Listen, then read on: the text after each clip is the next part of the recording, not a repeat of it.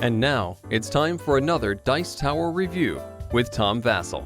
Hey everybody, I'm Tom Vasel, and today we're taking a look at Humboldt's Great Voyage, based on an actual voyage that happened hundreds of years ago by some people going out to discover, and that's what this game is. Now, don't get me wrong, this game doesn't have a very strong theme. The game is based on the mancala principle, where you'll pick a whole pile of objects up, stones, in this case discs, and you're going to drop them on the board as you move along. Okay, we've seen that used in games before. That is pretty much the gist of this game. Let me show you kind of the actual rules.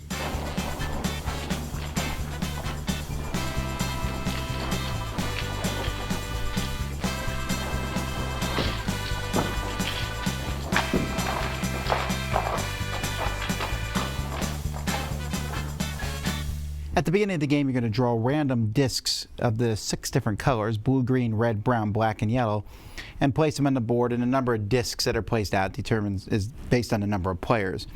Players are going to get 4 cards. These are cards that you're going to be trying to score. You get 1 from each of the 4 piles. You can switch them out if you want to, so there's cards that are worth 4 points, 6 points, 9 points, and 12 points. To complete these cards, you'll need things. So for here, I need a red crate and a crate of any color. Here I need a brown crate that shows a bottle on it, and then a crate of any color. A black crate that shows a tree, a red crate, and a crate of any color, and so on and so forth. So you always have 1 of each. If you ever score 1, you'll score that many points, and then you'll draw a new one from the same pile of cards. Now, what players are going to be doing in this game is, on their turn, you're going to reach into this bag here and pull out a disc randomly. You're going to decide whether you want to start from that color or not. So let's say I say, nope, I don't want to start from that color.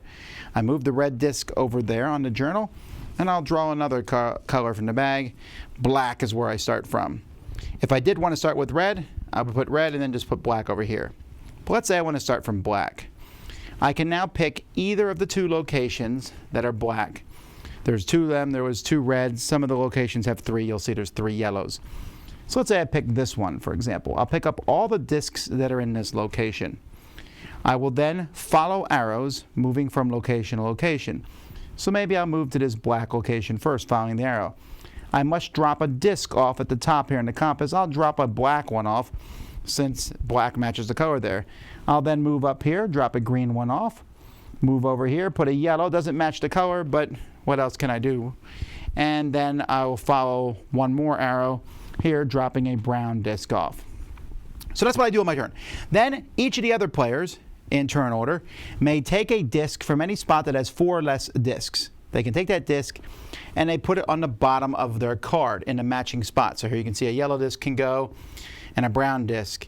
And when you score the card and you have the discs on the bottom, you will be able to take an acquaintance here. There's the 6 different color acquaintances, just like there's 6 different colors of crates. So each player gets to take one. If they're even available, it has to have at least 4 for you to take one. Once everyone's taken one, or not, depending on what you want to do, then the player who put these out, whose turn it is, if they match the color with the disc, they're going to get a crate of that color. So on this turn, for example, this player is going to get a black crate, a green crate, and a brown crate. Nothing for this one here, because yellow doesn't match green. After they take the crates, they're then going to move the discs down into those areas. The crates are over here. You can take the top crate of a pile, or you can take a face-up one. Again, sometimes you're looking for a very specific thing. Remember, I needed that bottle. Well, I don't see the brown bottle there, so maybe I'll take the top one and hope it's a bottle. It's not. And then you can put those crates on your cards. Remember, if a card's completely filled, you'll score the points. If you match the stuff on the bottom, you'll get an acquaintance of whatever color it shows you here. A yellow and brown will give me 1 yellow or 1 brown acquaintance. Here, I have to play 2 of the same color, and then I'll get an acquaintance of that color. This will continue until there's only 2 discs left. By the way, the discs that are placed on the journal, plus any discs that were used to score cards, get placed in the empty spot that you took them out of initially. So there's going to be continually discs put on the board. Once the game is over, players are going to score points based on the number of acquaintances they have, the number of different colors. 4 different acquaintances gives you 10 points, 3 different gives you 6, etc. So you get some extra points for sets of acquaintances.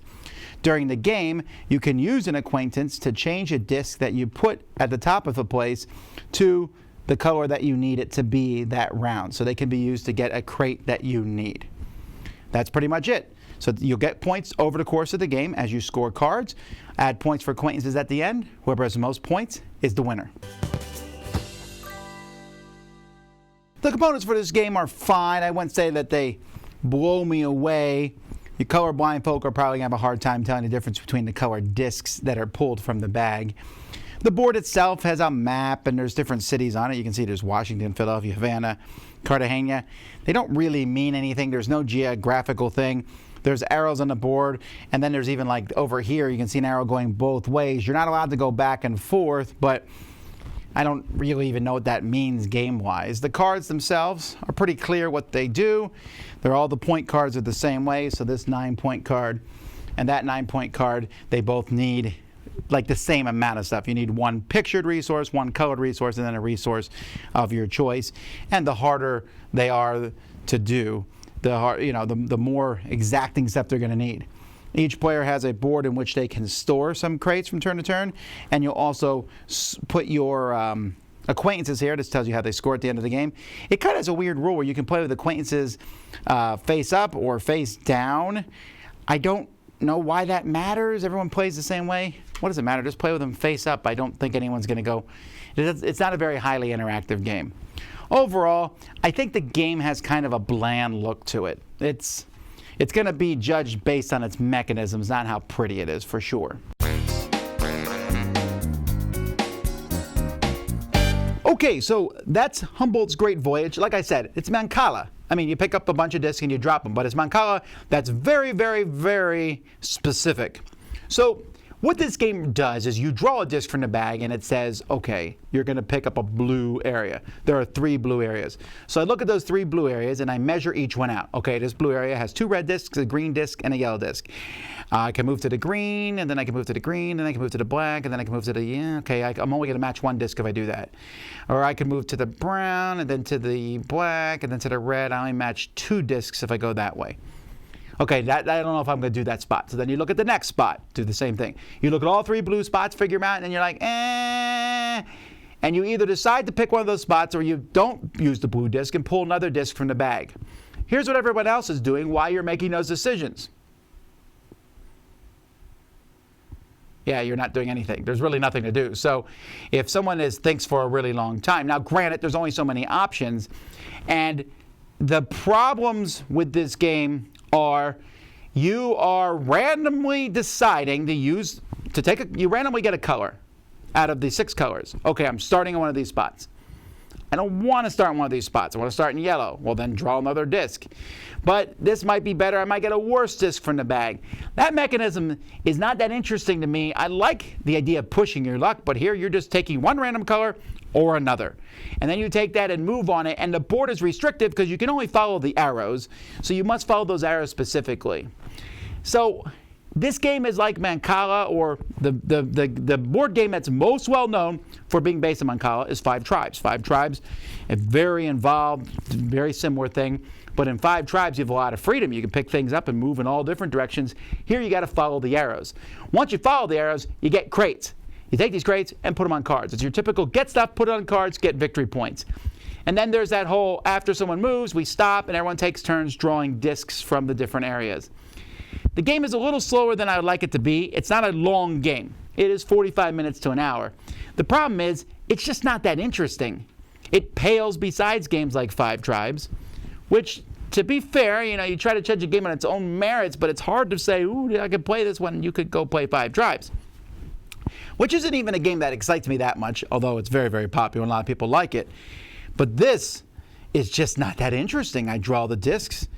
I say, okay, I'm going to move them here. I pick them up. It's not like I have a lot of choices. I go here, here, here. I match some discs. I get some crates. Everyone else picks some discs, get some assistants eventually. Assistants, you decide whether to keep for the end of the game scoring or to use them to match some more crates. And you continue to do the same thing over and over and over and over and over and over again until the game ends. I'm having a hard time finding the hook of this game. It's not the theme. It's not really the mechanisms. The mancala thing is something that I find interesting.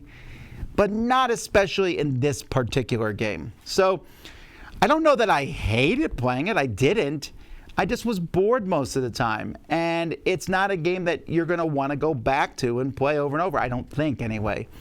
It's what we would call a forgettable game at the end of the day. So others may enjoy it, but for the most part, those I played it with, the reactions were meh, meh.